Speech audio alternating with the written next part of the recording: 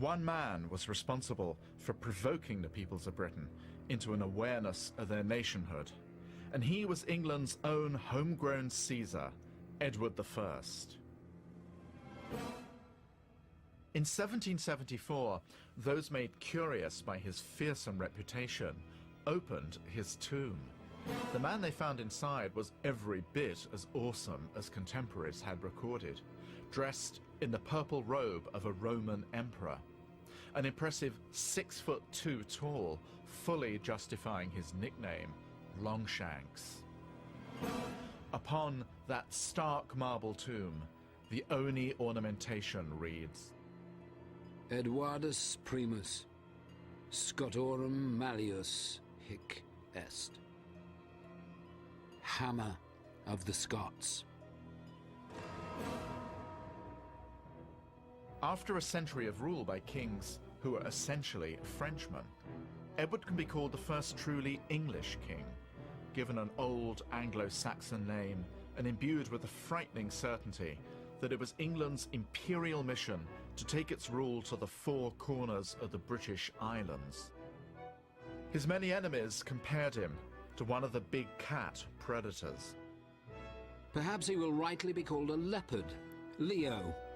Brave, proud and fierce, the pard, wily, devious and treacherous.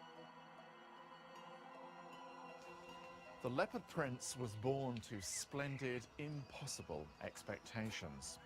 His father, Henry III, had named his son for England's royal saint, Edward the Confessor, the paragon, so it was then thought, of kingly perfection. Though the Confessor had been dead for almost 200 years, Henry ate, drank and worshipped him, and finally created for the long-dead king a shrine of unparalleled magnificence. Of course, such a shrine would need a home that equaled its splendor. The new Westminster Abbey.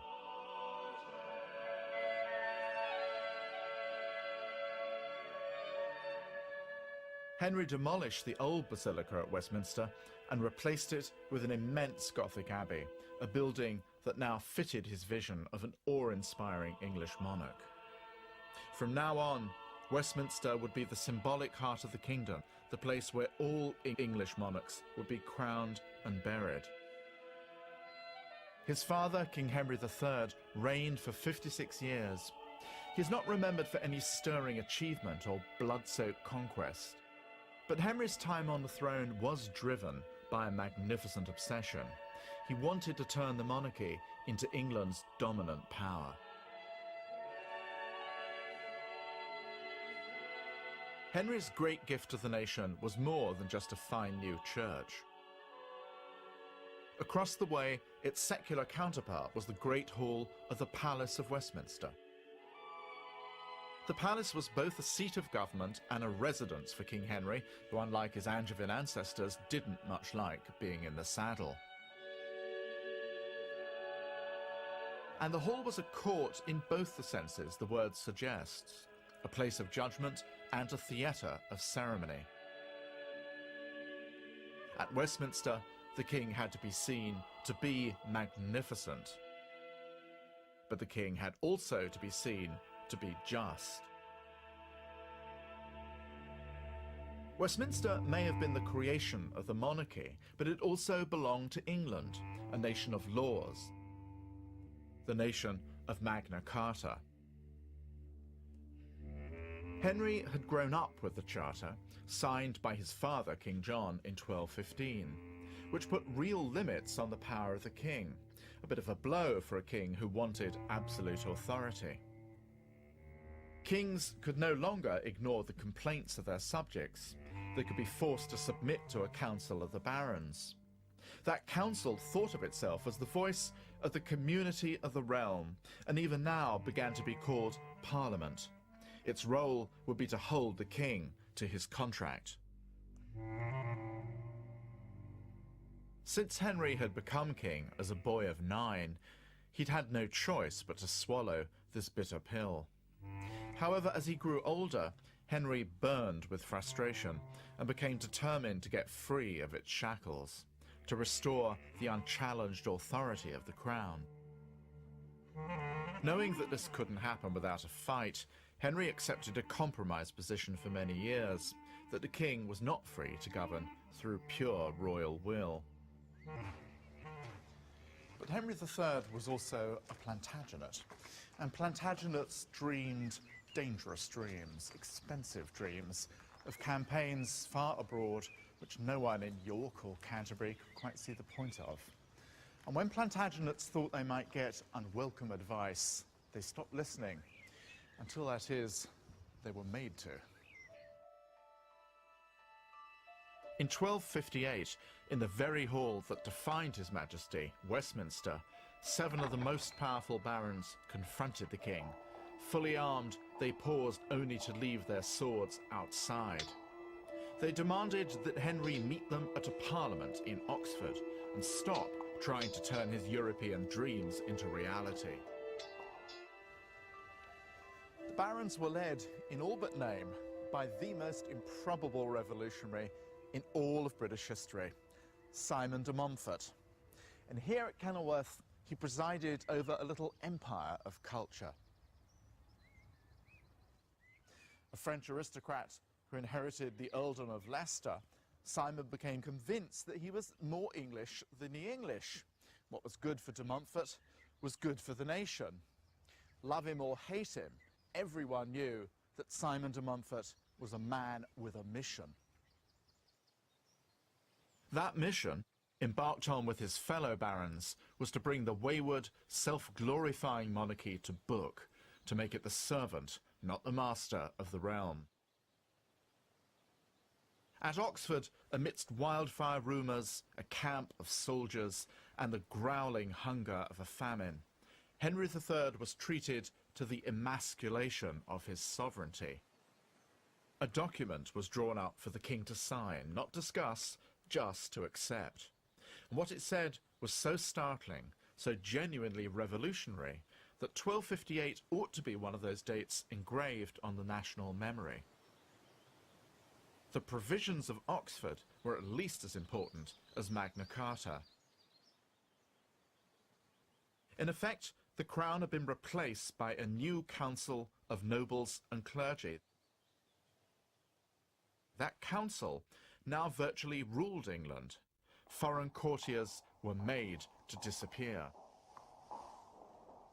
It has been ordained that there are to be 3 parliaments a year to view the state of the kingdom.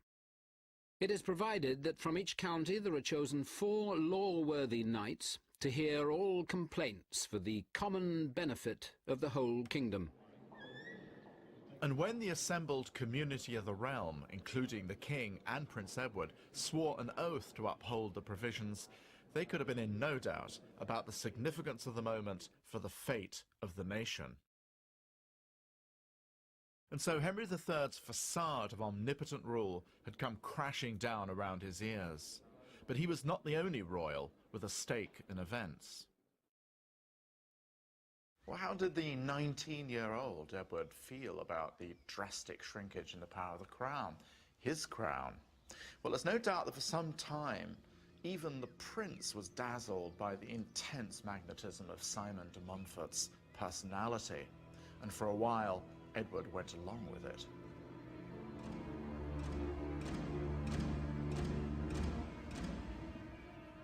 But, inevitably, divisions opened up between the reformers. It was all very well to make the king and his officers answerable to the barons, but ought the barons to be answerable to their inferiors?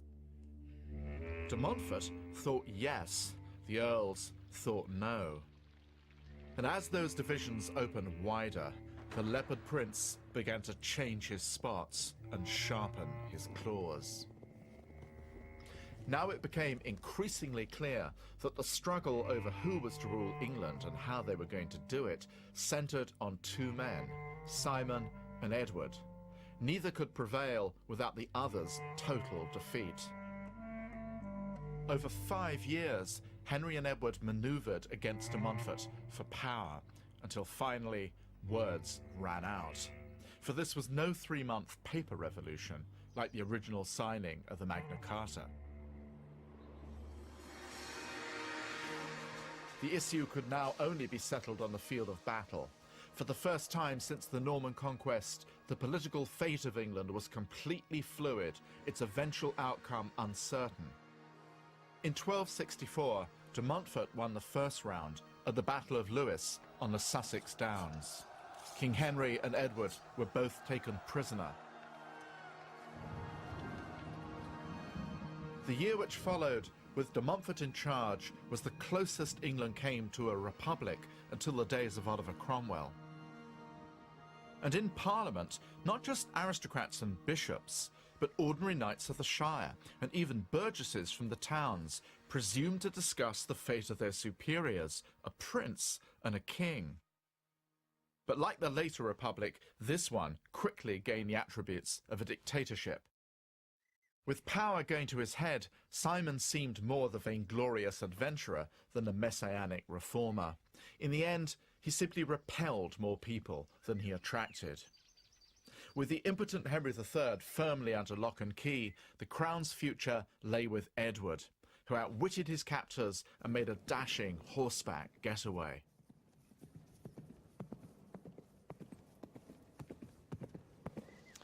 Even at this stage, it was obvious there was something extraordinary about Edward.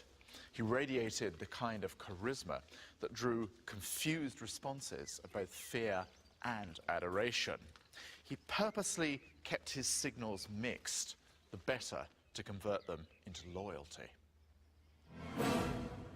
Edward led his following to Evesham in Worcestershire, where de Montfort's now outnumbered army camped near the abbey.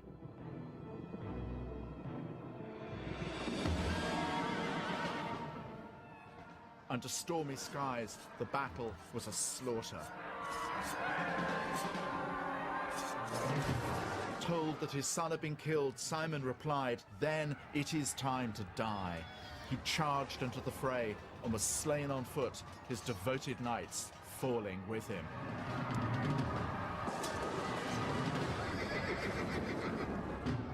Edward ignored the rules of war. The wounded were stabbed where they lay. Simon's head, hands, feet, and testicles were cut off. The genitals hung around his nose.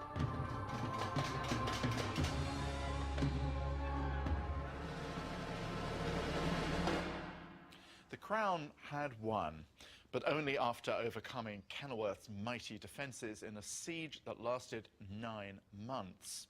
But Edward had been given a serious early lesson in the political realities of England. He was never going to cringe before the barons, but he would have to make them his allies. As partners, they would go on to create an English empire of their own, the reincarnation of Roman Britannia. In 1274, Edward I's coronation finally took place in the magnificent sanctuary created by his father. The Westminster in which he was crowned would, if Edward had anything to do with it, be the capital not just of England, but of Britain. It was in Wales that Edward first made the seriousness of his ambitions crystal clear. Here the dominant prince was Llywelyn ap Griffith, ruler of the mountainous kingdom of Gwynedd, Greater Snowdonia. Knowing that the difficult, not to say impossible, terrain of his country had been the graveyard of English armies, Llywelyn was determined to resist their attempts to subdue central Wales. Here the native Welsh clung on to their language, customs and laws, lords in their own lands, but still subjects of the English king. By the 13th century, Wales had become divided into the Principality of Gwynedd, the disputed centre, and the encroaching English baronial and crown lands. Encroaching, that is, until 1258, when Llywelyn was strong enough to have himself declared Princeps Waliae, Prince of Wales. Exploiting the civil war in England and making an alliance with de Montfort, Llywelyn's armies overran the now undefended centre. But he then overreached himself. marrying de Montfort's daughter, an offence Edward was unlikely to forgive or to forget. Years later, Llywelyn handed Edward the perfect pretext for retribution. He failed to show up at Edward's coronation and ignored a total of 5 summonses to pay homage to his new king. Edward, who needed no tutorials on the connections between ceremonies and power, immediately took this